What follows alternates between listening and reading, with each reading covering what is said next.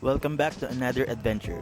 This time, we're exploring one of the most magical islands in the Philippines. So we landed in Dumaguete and then we're catching up the ferry ride going to Siquijor. Dumaan tayo sa Silliman University, which is one of the oldest university in the Visayas. Dumaan din tayo sa center nila or yung sa downtown, and then we're heading to Siquijor via ferry ride. So as you can see, naglalakad na ako nito papuntang Ocean Jet. So I booked it like a week prior to the flight. So here we come. So as we arrive, makita mo na crystal clear yung water. The water is unbelievably clear. Yung tipong kita mo hanggang ilalim kahit malayo ka na sa shore. The shades of blue are absolutely stunning.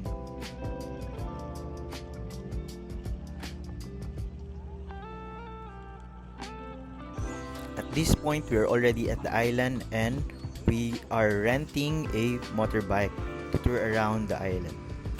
Sobrang daming waterfalls sa Siquijor, pero we're gonna visit like 3 of them: the Lugnason, Kawasan, and the famous Cambugahay Falls.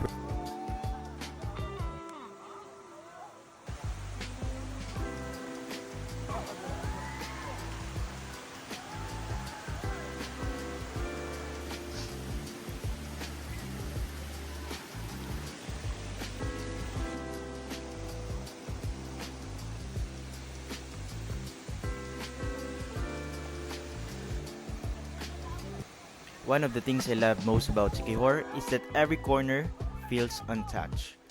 And after a short walk through nature, you're rewarded with this, one of the island's most beautiful waterfalls. The water is crystal clear, refreshingly cold, and honestly, it's a perfect escape from the tropical heat.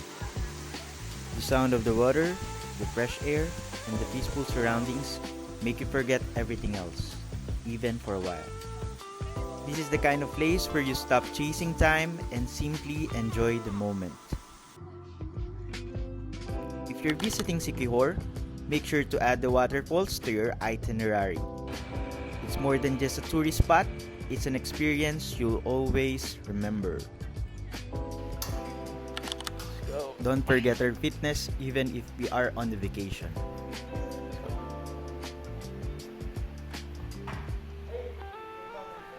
Tara, pakita ko sa inyo yung taas. Merong beachfront view dito. Tapos pakita ko yung mga glamping site. Ito yung gym proper. Tapos ito yung beachfront view. Meron. Tapat ka lang ng beachfront. Tapos ito yung mga glamping site na may mga villa rooms or hotel rooms. Diba bang nag-reach ka, meron kang view ng nature.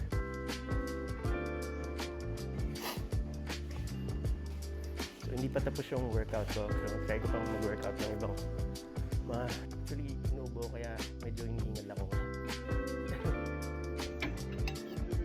Kain tayo ng breakfast habang nakatulala sa dagat. Sarap ng ganitong feeling, no?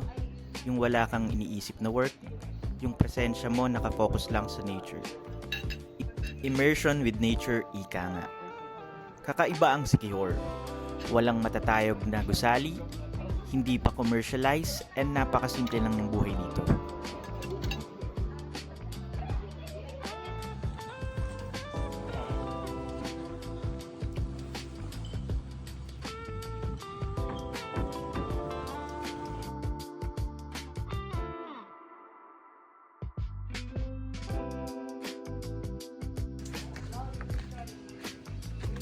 Andito na tayo ngayon sa Pitogo Cliff, one of the famous cliff diving site dito sa Siquijor.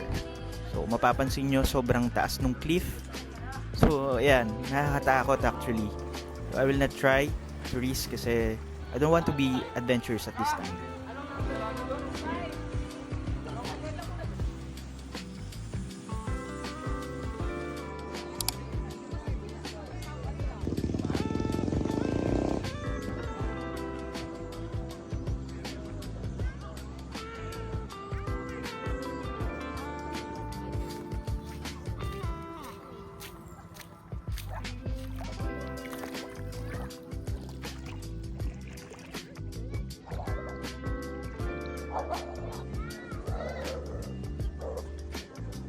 I hope you enjoyed the 5-minute vlog. See you in the next adventure.